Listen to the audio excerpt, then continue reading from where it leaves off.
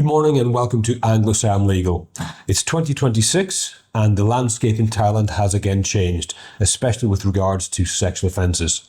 This is the first of a two-part series covering the new Sexual Offences Acts and considerations.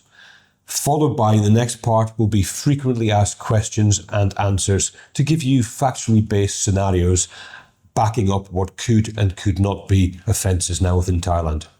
My name is John. I'm a British and international lawyer, backed up by in-house Thai lawyers, barristers, accountants and consultants. My job here in Anglo Siam Legal is the Client Affairs Manager. This morning I'm here with my colleague Ashley. Hi, I'm Ashley. I'm a junior lawyer here at Anglo Siam Legal. So today we're here to discuss the major changes to Thai sexual offences, which came into force on the 30th of December 2025. We're already seeing via social media that these offences are being prosecuted, especially by public figures and those of notoriety. Please excuse me, I am going to read off the script today because these are new matters and I'm getting up to speed with these myself. So, if you live in Thailand or you're an expat living or visiting here, you must be aware of the Penal Code Amendment No. 30. Took effect, as I said, December 30th, 2025. This is not a minor update. It radically shifts the legal landscape. The acts that were previously dismissed as minor nuisances or banter are now serious crimes with potential prison sentences.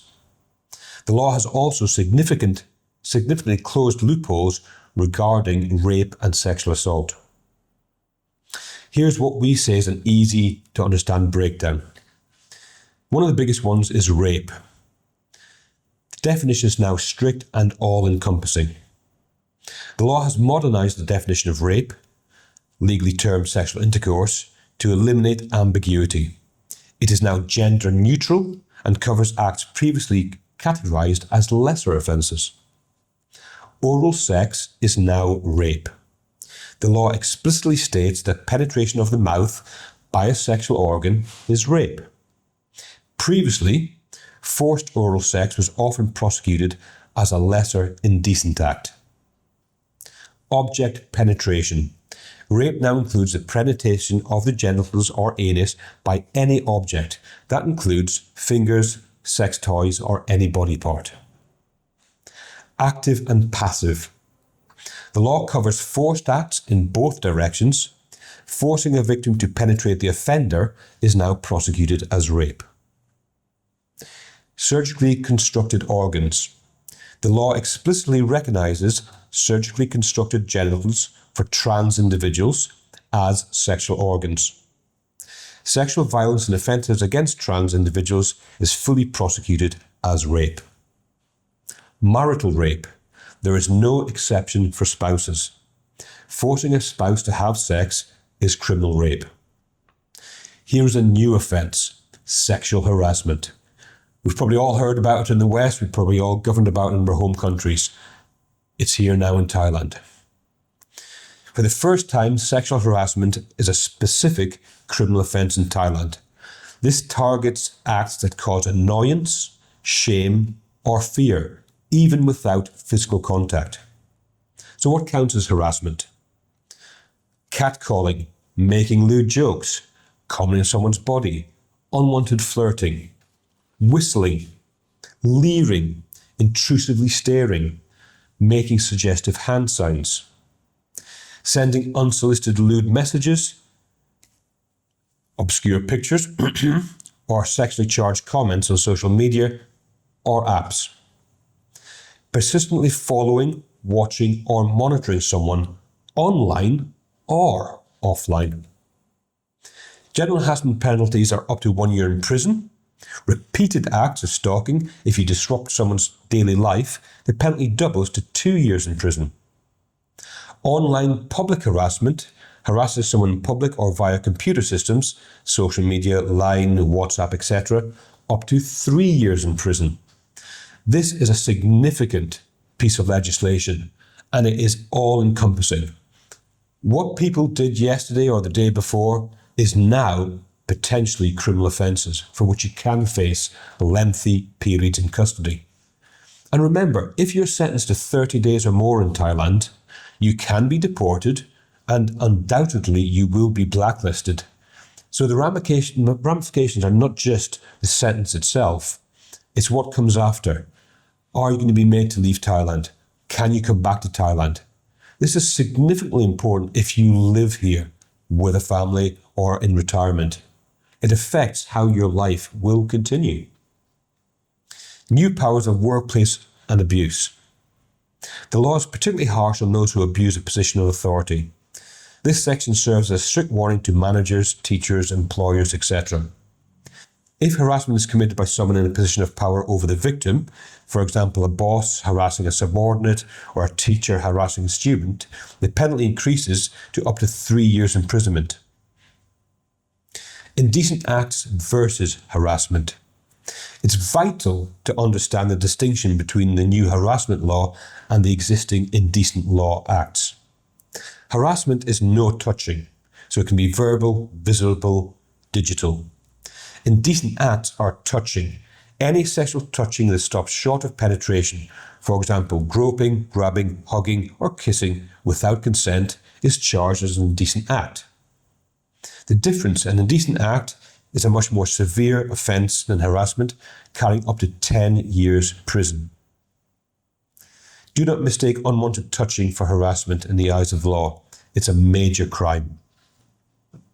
The courts, after sentence, can introduce protective orders, essentially stopping you or restraining you from attempting to contact, following, harassing, etc., the plaintiff or the complainant for up to 2 years.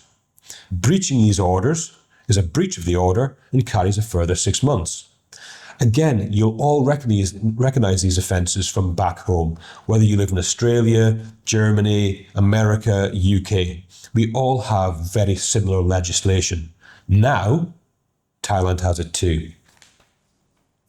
General bullying. Now, this is a big one too.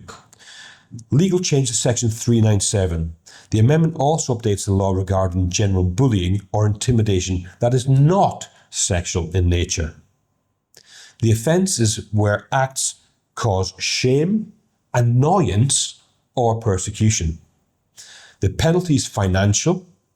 However, if it occurs in public or in front of officials, you can be imprisoned up to 1 month. In summary, the teasing defence is dead. We all, including expats, must adjust our behaviour to align with these strict standards. Intent versus impact. It doesn't matter if you didn't mean it or were just joking. The law judges this based on the impact on the victim and what a reasonable person in Thai society considers offensive. So, for a UK national, it's a reasonable person's test. The man on the London bus. Digital footprints are dangerous. A lewd text, message, comment, picture on social media, etc., or via line, WhatsApp, you name it, is punishable by up to 3 years in prison. Strict consent. With the definition of rape expanded, the age of consent is strictly enforced. Assume nothing. Ensure clear, enthusiastic consent in all interactions. Zero tolerance in the office. Professional boundaries must be absolute. The enhanced penalties for abuse of power mean the workplace affairs or flirting with subordinates carry immediate risks. Now, don't get me wrong. I work with a brilliant team here, both male and female. Do we have banter? Do we have a joke in the office? Yes, we do. However, now we all have to look at this. I don't think we're going to change very much in the office because we work in a good situation. None of the jokes or banter are offensive or of a sexual nature. Mm-hmm. We just enjoy what we do. Mm-hmm. That is perfectly all right. When you overstep the mark, that's when problems can assist.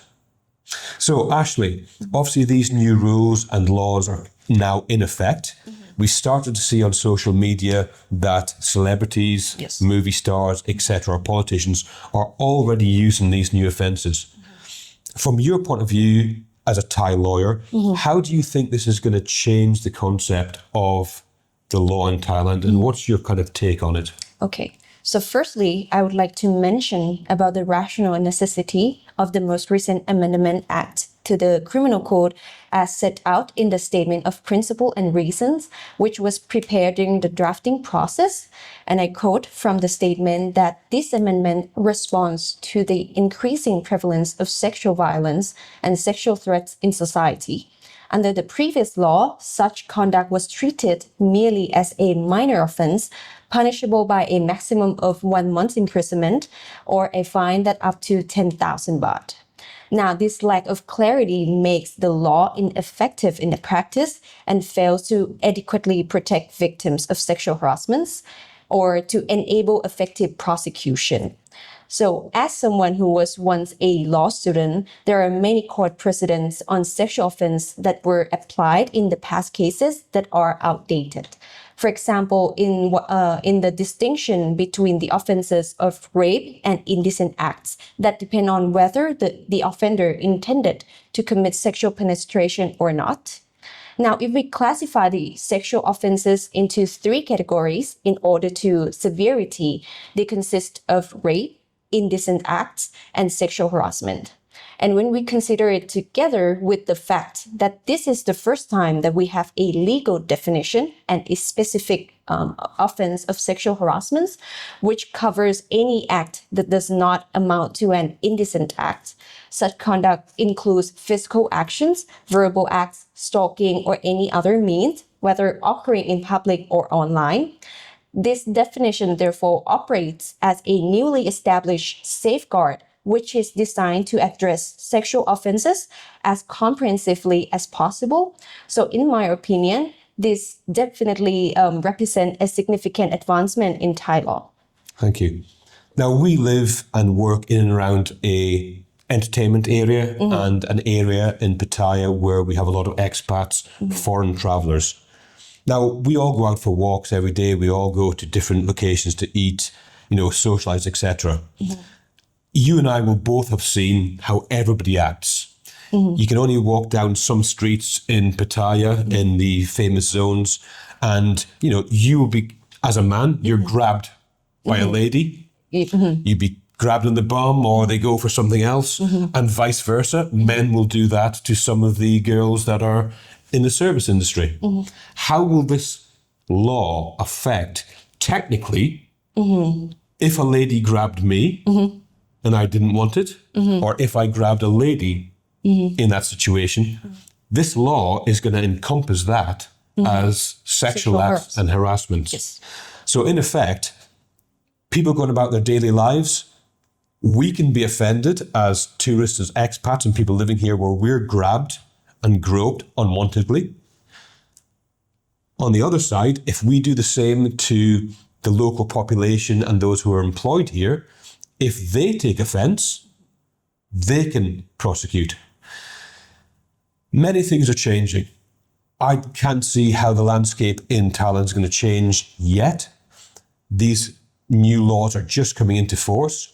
Will it change the interactions between expats and Thais? Will it change the interactions between entertainment venues and the industry, publicly or privately? It's open to interpretation.